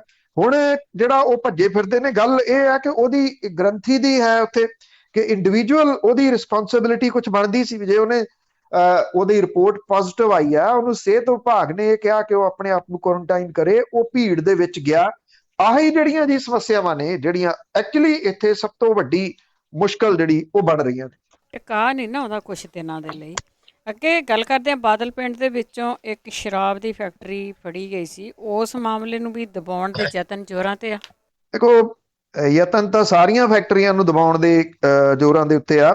ਜਿਹੜੀ ਚਾਹੇ ਸ਼ੰਭੂ ਤੋਂ ਫੜੀਆਂ ਗਈਆਂ, ਰਾਜਪੁਰੇ ਤੋਂ ਫੜੀਆਂ ਗਈਆਂ, ਇਹਦੇ ਵਿੱਚ ਕਾਂਗਰਸੀ MLAs ਦੇ ਨਾਮ ਆਏ, ਪਰ ਕੀਤਾ ਕੀ ਗਿਆ ਜੀ, 2-4 ਫੜ ਕੇ ਫੀਲੇ ਉਹਨਾਂ ਦੇ ਉੱਤੇ ਮਾਮਲੇ ਦਰਜ ਕਰਕੇ ਗੱਲ ਆਈ ਗਈ ਹੋ ਗਈ। ਜਦੋਂ ਇਹੀ ਸ਼ਰਾਬ ਮਾਝੇ ਦੇ ਖੇਤਰ ਦੇ ਵਿੱਚ ਗਈ ਤੇ ਉੱਥੇ ਵੀ 2 ਕਾਂਗਰਸੀ ਵਿਧਾਇਕਾਂ ਦੇ ਨਾਮ ਆਏ ਜਿੱਥੇ 125 ਬੰਦਾ ਇਹ ਸ਼ਰਾਬ ਪੀ ਕੇ, ਜ਼ਹਿਰੀਲੀ ਸ਼ਰਾਬ ਪੀ ਕੇ ਮਰ ਗਿਆ ਸੀ। ਰੌਲਾ ਉਦੋਂ ਵੀ ਪਿਆ। ਸਰਕਾਰ ਨੇ ਕੀ ਕੀਤਾ ਕਿ ਉਹਨਾਂ ਦੇ ਪਰਿਵਾਰਾਂ ਦੇ ਮੂੰਹ ਦੇ ਵਿੱਚ 5-5 ਲੱਖ ਰੁਪਈਆ ਤੁੰਨਤਾ ਤਾਂ ਕਿ ਉਹ ਚੁੱਪ ਰਹਿਣ, ਬੋਲਣ ਨਾ। ਮਾਮਲਾ ਜਿਹੜਾ ਸੀ ਉਹ ਠੱਪ ਹੋ ਗਿਆ। ਮੁੱਖ ਮੰਤਰੀ ਹੋਰਾਂ ਨੇ ਇਹ ਗੱਲ ਕਹਿਤੀ ਉਦੋਂ ਕਿ 302 ਦਾ ਮਾਮਲਾ ਦਰਜ ਹੋਊਗਾ ਕਤਲ ਦਾ। ਤੋ ਇਸ ਕਰਕੇ ਉਹ ਜਿਹੜਾ ਸੀ ਮਾਮਲਾ ਦਰਜ ਨਹੀਂ ਹੋਇਆ, ਕਿਸੇ ਦੇ ਉੱਤੇ ਮਾਮਲਾ 302 ਦਾ ਨਹੀਂ ਦਰਜ ਹੋਇਆ। ਸਾਰੇ ਦੇ ਸਾਰੇ ਜਿਹੜੇ ਸੀਗੇ ਉਹ ਉਦੋਂ ਸਿਰਫ ਅਨਾਉਂਸਮੈਂਟ ਕੀਤੀ ਗਈ। ਹੁਣ ਵੀ ਇਹ ਜਿਹੜਾ ਇਹ ਜਿਹੜੀ ਬਾਦਲ ਪਿੰਡ ਦੇ ਵਿੱਚੋਂ ਫੜੀ ਗਈ, ਮੈਂ ਪਹਿਲੇ ਦਿਨ ਵੀ ਤੁਹਾਡਾ ਸਾਂਝਾ ਕੀਤਾ ਸੀ ਕਿ 20 ਦੇ ਕਰੀਬ ਟਰੱਕ ਜਿਹੜੇ ਆ ਉਹ ਸਮਾਨ ਦੇ ਉੱਥੋਂ ਨਿਕਲੇ। ਜਿਹੜਾ ਲੰਬੀ ਥਾਣਾ ਪੈਂਦਾ ਉਹਦੇ ਵਿੱਚ 2 ਟਰੱਕ ਪਹੁੰਚੇ, ਬਾਕੀ ਕਿੱਥੇ ਗਏ ਇਹ ਅਜੇ ਤੱਕ ਨਹੀਂ ਪਤਾ ਲੱਗਿਆ। ਪੜਤਾਲੀਆ ਅਫਸਰ ਜਿਹੜੇ ਡੀਐਸਪੀ ਡੀ ਆ ਉਹ ਇਹ ਕਹਿੰਦਾ ਪੜਤਾਲ ਚੱਲਦੀ ਆ। ਤਹਿਸੀਲਾਂ 'ਚ ਸਟਾਫ ਦੀ ਹੜਤਾਲ ਕਰਕੇ ਬਾਗ ਦੀ ਮਾਲਕੀ ਬਾਰੇ ਫਰਦ ਮਿਲਣ ਦੇ ਵਿੱਚ ਦੇਰੀ ਹੋਈ ਆ। ਹੁਣ 2 ਦਿਨਾਂ ਦੇ ਵਿੱਚ ਫਰਦ ਮਿਲ ਜੂਗੀ। ਜਾਲੀ ਸ਼ਰਾਬ ਦੇ ਲੇਬਲ, ਡੱਬਿਆਂ ਤੇ ਢੱਕਣਾਂ ਦੀ ਪੜਤਾਲ ਚੱਲ ਰਹੀ ਹੈ। ਰਾਜਾ ਚੰਡੀਗੜ੍ਹ ਦੀ ਸ਼ਨਾਖਤ ਕਰਕੇ ਗ੍ਰਿਫਤਾਰੀ ਲਈ ਛਾਪੇ ਮਾਰੇ ਜਾ ਰਹੇ। ਜਿਹੜਾ ਰਾਜਾ ਚੰਡੀਗੜ੍ਹ ਹੈ ਉਹ ਇਹਦੇ ਵਿੱਚ ਮੇਨ ਹੈ, ਅਜੇ ਤੱਕ ਉਹਦੀ ਅਰੈਸਟ ਨਾ ਹੋਣੀ ਵੱਡਾ ਸਵਾਲ ਹੈ। ਆਬਕਾਰੀ ਵਿਭਾਗ ਜਿਹੜਾ ਉਹ ਕੈਪਟਨ ਅਮਰਿੰਦਰ ਸਿੰਘ ਹੋਰਾਂ ਦੇ ਕੋਲੇ ਆ। ਪੰਜਾਬ ਦੇ ਵਿੱਚ ਥਾਂ-ਥਾਂ ਖੁੱਲੀਆਂ ਇਹ ਜ਼ਹਿਰੀਲੀ ਸ਼ਰਾਬ ਦੀਆਂ ਫੈਕਟਰੀਆਂ ਥਾਂ-ਥਾਂ ਤੋਂ ਫੜੀਆਂ ਗਈਆਂ। ਜਦੋਂ ਇੱਥੇ ਸ਼ੰਭੂ ਦੇ ਵਿੱਚ ਫੜੀ ਗਈ ਸੀ ਜਾਂ ਰਾਜਪੁਰੇ 'ਚ ਫੜੀ ਗਈ ਸੀ, ਇੱਥੇ ਆ ਕੇ ਬੜਾ ਜਿੰਦਾਬਾਦ ਮੁਰਦਾਬਾਦ ਕੀਤਾ ਸੀ ਅਕਾਲੀ ਦਲ ਵਾਲਿਆਂ ਨੇ ਵੀ। ਬਿਕਰਮ ਸਿੰਘ ਮਜੀਠੀਆ ਨੇ ਵੀ ਇੱਥੇ ਆ ਕੇ ਜਿਹੜੇ ਉਦੋਂ ਰਾਹ ਰੋਕੇ ਸੀ। ਬਾਦਲ ਪਿੰਡ ਕੋਈ ਨਹੀਂ ਗਿਆ, ਇਸ ਕਰਕੇ ਨਹੀਂ ਗਿਆ ਕਿ ਜਿਹਦੀ ਜਗ੍ਹਾ ਆ ਉਹ ਵੱਡਾ ਅਕਾਲੀ ਆਗੂ ਆ, ਲਾਲੀ ਬਾਦਲ ਦਾ ਉਹ ਬਾਗ ਹੈ। ਔਰ ਉਹ ਬਾਗ ਉਹ ਇਹ ਕਹਿੰਦਾ ਕਿ ਮੈਂ ਤਾਂ ਲੀਜ਼ ਤੇ ਦਿੱਤੀ ਹੋਈ ਹੈ ਇਹ ਜਗ੍ਹਾ। ਲੀਜ਼ ਤੇ ਦਿੱਤੀ ਹੋਈ ਜਗ੍ਹਾ ਦੇ ਵਿੱਚੋਂ ਜਿੱਥੋਂ ਇੰਨੇ ਟਰੱਕ ਸਮਾਨ ਦੇ ਫੜੇ ਗਏ, ਕਦੀ ਕੋਈ ਬੰਦਾ ਇਹੀ ਨਹੀਂ ਕਰਦਾ ਕਿ ਇੱਥੇ ਸਮਾਨ ਕੀ ਆ ਰਿਹਾ ਤੇ ਇੱਥੋਂ ਜਾ ਕੀ ਰਿਹਾ। ਇਹ ਵੱਡਾ ਸਵਾਲ ਸੀ। ਕਾਂਗਰਸ ਦੇ ਪ੍ਰਧਾਨ ਸੁਨੀਲ ਜਾਖੜ ਹੋਰਾਂ ਦੀ ਇੱਕ ਵੀਡੀਓ ਜਿਹੜੀ ਚੱਲ ਰਹੀ ਹੈ, ਜਿਹੜੇ ਪੱਤਰਕਾਰਾਂ ਨੂੰ ਸਵਾਲਾਂ ਦੇ ਜਵਾਬ ਉਹ ਦੇ ਰਹੇ ਆ, ਉਹ ਇਹ ਕਹਿੰਦੇ ਆ ਕਿ ਅਕਾਲੀ ਦਲ, ਆਮ ਆਦਮੀ ਪਾਰਟੀ ਤੇ ਭਾਜਪਾ ਇਸ ਮੁੱਦੇ ਦੇ ਉੱਤੇ ਉਹਨਾਂ ਨੇ ਪਿੰਡ ਬਾਦਲ 'ਚ ਕੋਈ ਨਹੀਂ ਧਰਨਾ ਲਾਇਆ, ਨਾ ਕੋਈ ਗਵਰਨਰ ਹਾਊਸ ਗਿਆ। ਜਿਹੜੇ ਲੋਕ ਸੀਬੀਆਈ ਦੀਆਂ ਪੜਤਾਲਾਂ ਮੰਗਦੇ ਸੀ ਹੁਣ ਚੁੱਪ ਕਿਉਂ ਨੇ? ਇਹ ਬਿਆਨ ਬੇਸ਼ੱਕ ਸੁਨੀਲ ਜਾਖੜ ਹੋਰੀ ਵਿਰੋਧੀ ਧਿਰਾਂ ਦੇ ਉੱਤੇ ਜਾਂ ਅਕਾਲੀ ਦਲ ਦੇ ਉੱਤੇ ਬਿਆਨ ਜਿਹੜਾ ਉਹ ਦੋਸ਼ ਲਾ ਰਹੇ ਆ ਕਿ ਉਹ ਪਹਿਲਾਂ ਬੋਲਦੇ ਸੀ, ਐਤਕੀ ਕਿਉਂ ਨਹੀਂ ਬੋਲੇ। ਹੁਣ ਜਿਹੜੀ ਜੇ ਦੇਖਿਆ ਜਾਵੇ ਤਾਂ ਇਹਦਾ ਬਿਆਨ ਦਾ ਦੂਸਰਾ ਜਿਹੜਾ ਪੱਖ ਇਹ ਆ ਕਿ ਉਹ ਤਾਂ ਆਪਣੀ ਸਰਕਾਰ ਦੇ ਉੱਤੇ ਕਿੰਤੂ ਪਰੰਤੂ ਕਰ ਰਹੇ ਆ ਵੱਡਾ, ਕਿ ਐਡੀ ਵੱਡੀ ਫੈਕਟਰੀ ਫੜੀ ਗਈ। ਕੀ ਜਾਖੜ ਸਾਹਿਬ ਨੂੰ ਜਿਹੜਾ ਪੁੱਛਣ ਵਾਲਾ ਹੋਵੇ ਵੀ ਜਿੰਨੀ ਦੇਰ ਤੱਕ ਵਿਰੋਧੀ ਧਿਰਾਂ ਕਿਸੇ ਜਗ੍ਹਾ ਦੇ ਉੱਤੇ ਜਾ ਕੇ ਮੁਜ਼ਾਹਰਾ ਨਹੀਂ ਕਰਦੀਆਂ, ਰੋਸ ਪ੍ਰਗਟ ਨਹੀਂ ਕਰਦੀਆਂ, ਸੀਬੀਆਈ ਜਾਂਚ ਦੀ ਮੰਗ ਨਹੀਂ ਕਰਦੀਆਂ, ਗਵਰਨਰ ਹਾਊਸ ਨਹੀਂ ਘੇਰਦੀਆਂ, ਉਨੀ ਦੇਰ ਤੱਕ ਸਰਕਾਰ ਮਾਮਲਾ ਦਰਜ ਨਹੀਂ ਕਰੂਗੀ, ਉਨੀ ਦੇਰ ਤੱਕ ਸਰਕਾਰ ਜਾਣ ਦੇਊਗੀ। ਜਿਹੜਾ ਪਾਰਟੀ ਦਾ ਪ੍ਰਧਾਨ ਹੈ ਉਹ ਸਰਕਾਰ ਤੋਂ ਉੱਪਰ ਹੁੰਦਾ। ਜਾਖੜ ਸਾਹਿਬ ਦਾ ਇਹ ਬਿਆਨ ਇਉਂ ਲੱਗਦਾ ਕਿ ਉਹ ਵੀ ਵਿਚਾਰੇ ਮਜਬੂਰ ਨੇ ਔਰ ਉਹਨਾਂ ਨੂੰ ਜਿਹੜਾ ਇਹ ਲੱਗ ਰਿਹਾ ਕਿ ਉਹ ਕੁਝ ਨਹੀਂ ਕਰ ਸਕਦੇ ਇਸ ਮਾਮਲੇ ਦੇ ਉੱਤੇ ਜਿਹੋ ਜਿਹੇ ਹਾਲਾਤ ਬਣੇ ਹੋਏ ਨੇ। ਕਿਉਂਕਿ ਆਬਕਾਰੀ ਵਿਭਾਗ ਜਿਨ੍ਹਾਂ ਦੇ ਕੋਲੇ ਆ ਉਹਨਾਂ ਨੇ ਨਾ ਪਿਛਲੇ ਮਾਮਲਿਆਂ ਦੇ ਵਿੱਚ ਕੁਝ ਕੀਤਾ ਤੇ ਨਾ ਇਸ ਮਾਮਲੇ ਦੇ ਵਿੱਚ ਕੁਝ ਹੋਣ ਦੀ ਵੱਡੀ ਆਸ ਹੈ। ਜੀ ਜੀ ਬਿਲਕੁਲ, ਬਿਆਨ ਦੇ ਕੇ ਸਾਰ ਲੈਂਦੇ। ਤੇ ਅੱਗੇ ਗੱਲ ਕਰਦੇ ਹਾਂ ਨਵਜੋਤ ਸਿੱਧੂ ਦੀ, ਜਿਸ ਨੇ ਆਪਣੇ ਹਾਈ ਕਮਾਂਡ ਨੂੰ ਵੀ ਵਕਤ ਪਾਇਆ ਹੋਇਆ ਆ। ਸੋਸ਼ਲ ਮੀਡੀਆ ਤੇ ਵੀ ਛਾਇਆ ਹੋਇਆ, ਪਰ ਆਪਣੇ ਇਲਾਕੇ ਦੇ ਵਿੱਚ ਉਹਨਾਂ ਦੇ ਪੋਸਟਰ ਲੱਗੇ ਕਿ ਗੁੰਮ ਹੈ। ਦੇਖੋ, ਇੱਕ ਤਾਂ ਜਿਹੜੀ ਗੱਲ ਇਸ ਚੀਜ਼ ਨੂੰ ਲੈ ਕੇ ਚੱਲ ਰਹੀ ਆ ਕਿ ਜਦੋਂ ਭਾਜਪਾ ਛੱਡੀ ਸੀ ਨਵਜੋਤ ਸਿੰਘ ਸਿੱਧੂ ਨੇ, ਉਹਨੇ ਬਾਦਲਾਂ ਦਾ ਵਿਰੋਧ ਕਰਕੇ ਭਾਜਪਾ ਛੱਡੀ ਸੀ ਤੇ ਹੁਣ ਵੀ ਬਾਦਲਾਂ ਦਾ ਵਿਰੋਧ ਕਰਕੇ ਹੀ ਉਹ ਕੈਪਟਨ ਅਮਰਿੰਦਰ ਸਿੰਘ ਹੋਰਾਂ ਦੇ ਮੁੱਖ ਵਿਰੋਧੀ ਦੇ ਵਜੋਂ ਦਿੱਲੀ ਦੇ ਵਿੱਚ ਇਸ ਪੱਖੋਂ ਕੇਂਦਰ ਬਿੰਦੂ ਬਣੇ ਹੋਇਆ ਕਿ ਬਾਕੀਆਂ ਦੇ ਨਾਲ 10-10, 15-15 ਮਿੰਟ ਗੱਲ ਕੀਤੀ ਤੇ ਉਹਦੇ ਨਾਲ 1.5 ਤੋਂ ਪੌਣੇ 2 ਘੰਟੇ ਗੱਲਬਾਤ ਕੀਤੀ 3 ਮੈਂਬਰੀ ਕਮੇਟੀ ਨੇ। ਜਿਹੜੀਆਂ ਇਸ ਤਰ੍ਹਾਂ ਦੀਆਂ ਪੋਸਟਰ ਵਾਰ ਹੈ ਜੀ, ਉਹ ਅਕਸਰ ਵਿਰੋਧੀ ਧਿਰਾਂ ਜਿਹੜੀਆਂ ਉਹ ਕਰਵਾਉਂਦੀਆਂ ਨੇ। ਹੁਣ ਇਹਦੇ ਪਿੱਛੇ ਕੈਪਟਨ ਖੇਮਾ ਵੀ ਹੋ ਸਕਦਾ, ਇਹਦੇ ਪਿੱਛੇ ਅਕਾਲੀ ਦਲ ਵਾਲੇ ਵੀ ਜਿਹੜੇ ਉਹ ਹੋ ਸਕਦੇ ਆ, ਔਰ ਇਹਦੇ ਪਿੱਛੇ ਭਾਜਪਾ ਵੀ ਹੋ ਸਕਦੀ ਜਿਹੜੀ ਕਿ ਅੰਮ੍ਰਿਤਸਰ ਦੇ ਵਿੱਚ ਉਹਦੀ ਲੀਡਰਸ਼ਿਪ ਬੈਠੀ ਆ। ਜਿਹੜੇ ਇਹ ਪੋਸਟਰ ਲਾਏ ਗਏ ਆ ਉਹਦੇ ਵਿੱਚ ਇਹ ਕਿਹਾ ਗਿਆ ਕਿ 50,000 ਰੁਪਇਆ ਇਨਾਮ ਦਿੱਤਾ ਜਾਊਗਾ ਜਿਹੜਾ ਨਵਜੋਤ ਸਿੰਘ ਸਿੱਧੂ ਹੋਰਾਂ ਨੂੰ ਲੱਭ ਕੇ ਲਿਆਊਗਾ। ਹਾਲਾਂਕਿ ਇਹਨਾਂ ਪੋਸਟਰਾਂ ਨੂੰ ਬਾਅਦ ਦੇ ਵਿੱਚ ਹਟਾ ਦਿੱਤਾ ਗਿਆ। ਇਹ ਜੌੜਾ ਫਾਟਕ ਰੇਲ ਹਾਦਸੇ ਦੇ ਨਾਲ ਸੰਬੰਧਿਤ ਪੀੜਤਾਂ ਦੀ ਰਿਹਾਇਸ਼ ਦੇ ਇਲਾਕੇ ਦੇ ਵਿੱਚ ਲਾਏ ਗਏ ਆ, ਜਿਹੜੇ ਕਿ ਨਵਜੋਤ ਸਿੰਘ ਸਿੱਧੂ ਹੋਰਾਂ ਦੇ ਹਲਕੇ ਦਾ ਹਿੱਸਾ। ਜਿਹੜੇ ਜੇ ਤੁਹਾਨੂੰ ਯਾਦ ਹੋਵੇ ਤਾਂ ਦੁਸਹਿਰੇ ਦੇ ਮੌਕੇ ਦੇ ਉੱਤੇ ਜਿਹੜਾ ਹਾਦਸਾ ਵਾਪਰਿਆ ਸੀ ਉਸ ਏਰੀਏ ਦੇ ਵਿੱਚ 2018 ਦੇ ਵਿੱਚ ਦੁਸਹਿਰੇ ਦੀ ਰਾਤ ਨੂੰ ਵਾਪਰੇ ਇਸ ਹਾਦਸੇ ਦੇ ਵਿੱਚ 60 ਲੋਕ ਮਾਰੇ ਗਏ ਸੀ। ਔਰ ਵੱਡੀ ਗਿਣਤੀ ਦੇ ਵਿੱਚ ਲੋਕ ਜ਼ਖਮੀ ਹੋ ਗਏ ਸੀ, ਜਿਹੜੇ ਕਿ ਰੇਲਵੇ ਟਰੈਕ ਦੇ ਉੱਤੇ ਖੜੋ ਕੇ ਦੁਸਹਿਰੇ ਦਾ ਪ੍ਰੋਗਰਾਮ ਜਿਹੜਾ ਉਹ ਵੇਖ ਰਹੇ ਸੀ। ਉਹਨਾਂ ਨੂੰ ਕਿਸੇ ਨੇ ਜ਼ਿੰਮੇਵਾਰ ਨਹੀਂ ਠਹਿਰਾਇਆ ਵੀ ਉਹ ਰੇਲਵੇ ਟਰੈਕ ਦੇ ਉੱਤੇ ਕਿਉਂ ਖੜੇ ਆ। ਉਹਨੂੰ ਲੈ ਕੇ ਸਿਆਸਤ ਜ਼ਰੂਰ ਜਿਹੜੀ ਆ ਉਹ ਹੁੰਦੀ ਰਹੀ ਆ।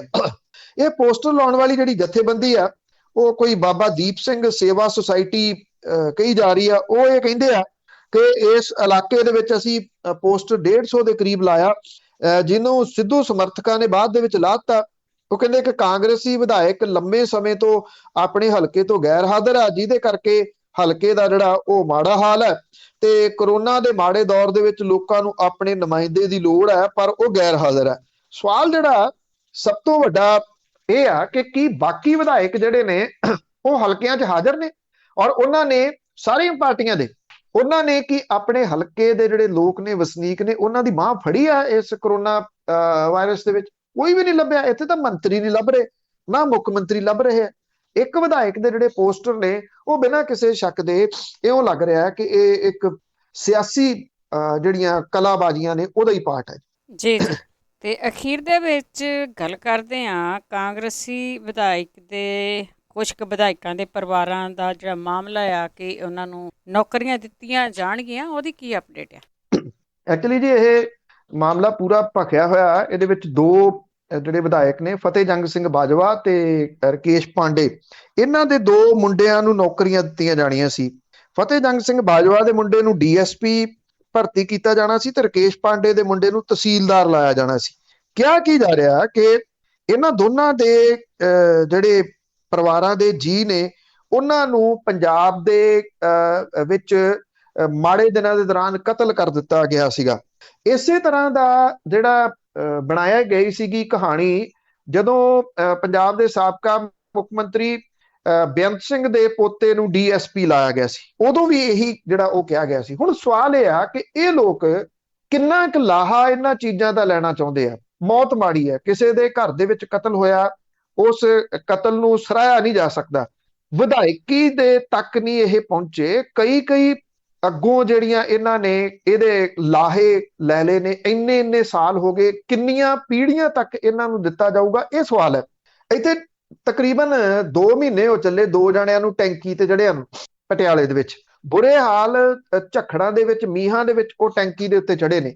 ਜਿਹੜੇ ਪਿਛਲੇ ਸਾਲ ਇਹਨਾਂ ਨੇ ਸਿਹਤ ਕਾਮੇ ਭਰਤੀ ਕੀਤੇ ਸੀ ਮਈ ਮਹੀਨੇ, ਜਿਨ੍ਹਾਂ ਨੂੰ ਅਕਤੂਬਰ 'ਚ ਕੱਢਤਾ ਸੀ, ਉਹ ਰੋਜ਼ ਆਪਣੇ ਹੱਡ ਤੜਵਾਉਂਦੇ ਤੁਰੇ ਫਿਰਦੇ ਆ ਵੀ ਕਰੋਨਾ ਦੇ ਵਿੱਚ ਜੇ ਤੁਸੀਂ ਹਾਇਰ ਕਰਨੇ, ਸਾਨੂੰ ਹਾਇਰ ਕਰੋ। ਅਸੀਂ ਪਹਿਲਾਂ ਵੀ ਜਿਹੜਾ ਸਾਡੇ ਕੋਲੇ ਐਕਸਪੀਰੀਅੰਸ ਆ ਉਹਨਾਂ ਨੂੰ ਨਹੀਂ ਹਾਇਰ ਕੀਤਾ ਜਾ ਰਿਹਾ। ਜਿਹੜੇ ਇੱਥੇ ਈਟੀਟੀ ਅਧਿਆਪਕ ਨੇ ਉਹ ਰੋਜ਼ ਕੁੱਟ ਖਾਂਦੇ ਤੁਰੇ ਫਿਰਦੇ ਆ। ਕਦੀ ਉਹ ਸਿੱਖਿਆ ਮੰਤਰੀ ਦਾ ਘਰ ਘੇਰਦੇ ਆ, ਕਦੀ ਉਹ ਕਿਤੇ ਜਾਂਦੇ ਆ, ਕਦੀ ਉਹ ਕਿਤੇ ਜਾਂਦੇ ਆ, ਕੋਈ ਨਹੀਂ ਪੁੱਛ ਰਿਹਾ। ਸਰਕਾਰ ਨੇ ਘਰ ਨੌਕਰੀ ਦਾ ਵਾਅਦਾ ਕੀਤਾ ਸੀਗਾ, ਵਿਧਾਇਕ ਘਰ ਨੌਕਰੀ ਦਾ ਵਾਅਦਾ ਤਾਂ ਨਹੀਂ ਸੀ ਕੀਤਾ ਕਿ ਹਰ ਵਿਧਾਇਕ ਘਰ ਨੌਕਰੀ ਜਿਹੜੀ ਉਹ ਹੋਊਗੀ। ਕੀਤਾ ਇਹੀ ਜਾ ਰਿਹਾ ਕਿ ਵਿਧਾਇਕਾਂ ਨੂੰ ਜੋ ਕੁਝ ਦਿੱਤਾ ਜਾ ਸਕਦਾ ਉਹ ਦੇ ਲਓ। ਇਹ ਜਿਹੜੇ ਮੁੱਖ ਮੰਤਰੀ ਨੇ, ਸ਼ਾਇਦ ਉਹਨਾਂ ਦੀ ਕੋਸ਼ਿਸ਼ ਇਹ ਹੈ ਕਿ ਜਿੰਨੇ ਵਿਧਾਇਕ ਨਾਲ ਕਰ ਰਹੇ ਨੇ ਇਸੇ ਤਰੀਕੇ ਦੇ ਨਾਲ ਕਰ ਰਹੇ ਨੇ। ਕਈਆਂ ਦੀਆਂ ਫਾਈਲਾਂ ਖੋਲ ਲਓ ਤੇ ਕਈਆਂ ਨੂੰ ਨੌਕਰੀਆਂ ਜਿਹੜੀਆਂ ਉਹ ਦੇ ਦਿਓ। ਹੁਣ ਜਦੋਂ ਇਹ ਬਾਹਰ ਆ ਗਈ ਗੱਲ ਤੇ ਇਹਦਾ ਵਿਰੋਧ ਜਿਹੜਾ ਸੀ ਉਹ ਹੋਣਾ ਸ਼ੁਰੂ ਹੋ ਗਿਆ। ਜਿਹੜੇ ਖਾਸ ਤੌਰ ਦੇ ਉੱਤੇ ਬੇਰੁਜ਼ਗਾਰ ਨੇ ਉਹਨਾਂ ਦੇ ਵੱਲੋਂ ਲਗਾਤਾਰ ਇਹਦਾ ਵਿਰੋਧ ਕੀਤਾ ਜਾ ਰਿਹਾ, ਜਿਹਦੀ ਵਜ੍ਹਾ ਕਰਕੇ ਕੱਲ ਜਿਹੜੀ ਮੰਤਰੀ ਮੰਡਲ ਦੀ ਮੀਟਿੰਗ ਹੋਈ ਆ ਉਹਦੇ ਵਿੱਚ ਇਹ ਫਾਈਲ ਆਉਣੀ ਸੀ, ਉਹਦੇ ਵਿੱਚ ਆਈ ਨਹੀਂ ਫਾਈਲ। ਲੋਕਾਂ ਦੇ ਵਿਰੋਧ ਕਰਕੇ, ਸੋਸ਼ਲ ਮੀਡੀਆ ਦੇ ਉੱਤੇ ਬਹੁਤ ਵਿਰੋਧ ਹੋਇਆ, ਉਹਦੀ ਵਜ੍ਹਾ ਕਰਕੇ ਫਾਈਲ ਰੋਕ ਲਈ ਗਈ। ਪਰ ਸਵਾਲ ਵੱਡਾ ਇਹ ਆ ਕਿ ਇਹ ਸੂਨਰ ਔਰ ਲੇਟਰ ਇਹਨਾਂ ਨੇ ਕਿਸੇ ਨਾ ਕਿਸੇ ਚੋਰ ਮੋਰੀ ਰਾਹੀਂ ਕੱਢ ਕੇ ਉਹਨੂੰ ਪੂਰਾ ਇਹਨਾਂ ਨੇ ਕਰ ਦੇਣਾ। ਟਲਣਾ ਤਾਂ ਇਹਨਾਂ ਨੇ ਜਿਹੜਾ ਉਹ ਹੈ ਨੀਗਾ ਜੀ। ਇਹ ਹੁਣ ਲੋਕਾਂ ਦੇ ਉੱਤੇ ਆ ਜੀ। ਵਾਅਦਾ ਲੋਕਾਂ ਦੇ ਨਾਲ ਕੀਤਾ ਸੀ ਘਰ ਨੌਕਰੀ ਦਾ, ਤੇ ਨੌਕਰੀਆਂ ਦਿੱਤੀਆਂ ਜਿਹੜੀਆਂ ਉਹ ਸਾਰੀਆਂ ਦੀਆਂ ਸਾਰੀਆਂ ਜਾ ਰਹੀਆਂ ਨੇ ਵਿਧਾਇਕਾਂ। ਜੀ ਜੀ ਬਿਲਕੁਲ। ਬਹੁਤ ਬਹੁਤ ਧੰਨਵਾਦ ਬਲਤੇਜ ਪੰਨੂ ਜੀ। ਧੰਨਵਾਦ ਜੀ, ਬਹੁਤ ਮਿਹਰਬਾਨੀ। ਸਤਿ ਸ਼੍ਰੀ ਅਕਾਲ। ਸਤਿ ਸ਼੍ਰੀ ਅਕਾਲ ਜੀ। ਸਰੋਤੇ ਸਨ ਬਲਤੇਜ ਪੰਨੂ ਜੀ ਸਾਡੇ ਨਾਲ ਜੁੜਦੇ ਨੇ, ਕਰਦੇ ਨੇ ਖਬਰਾਂ। ਇਸੇ ਦੇ ਨਾਲ ਸਾਡਾ ਅੱਜ ਦਾ ਬੁਲਟਨ ਇੱਥੇ ਹੀ ਸਮਾਪਤ। ਬਲਵਿੰਦਰ ਕੌਰ ਵੱਲੋਂ ਵੀ ਆਪ ਸਭ ਨੂੰ ਪਿਆਰ ਭਰੀ ਸਤਿ ਸ਼੍ਰੀ ਅਕਾਲ।